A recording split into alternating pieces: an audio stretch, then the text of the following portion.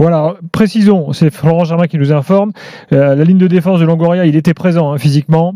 En fait, l'OM a mis en avant une sorte comme une sorte de burn-out de Longoria. Il a eu une semaine compliquée, aller-retour aux États-Unis, de nombreuses réunions téléphoniques, en visio, notamment concernant la crise des droits télé, plus les accusations de John Textor, plus la nomination de Stinat pour arbitrer le match. Tout ça a été vécu comme une provocation. Donc, il était sur les nerfs.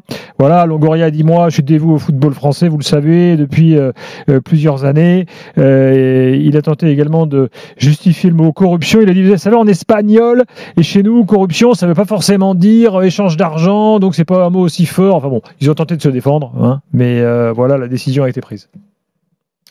Écoute, la sanction est très lourde. Les propos étaient graves. J'ai l'impression que termes de propos et de sanctions, on va dire que tout le monde y trouve son compte. Les arbitres étaient fâchés à juste titre. La commission de discipline devait sanctionner. Les propos, comme l'a dit M. Deneux, sont rares. Peut-être même, comme il le dit, qu'on n'avait jamais entendu de choses aussi violentes. Donc, acte pour la sanction et les propos qu'on va oublier. Retenons quand même, parce que c'est pas rien, les regrets de Pablo Longoria. Oui. Il l'a regretté, il l'a dit à peu près à tout le monde qu'il s'est trouvé minable, qu'il a trouvé qu'il a donné une très mauvaise image de lui, une très mauvaise image du club. Il s'en veut. N'importe qui lui a parlé ces derniers jours a pu entendre un homme sincèrement désolé et à bout et qui s'en veut terriblement d'avoir donné une aussi mauvaise image de lui et du club.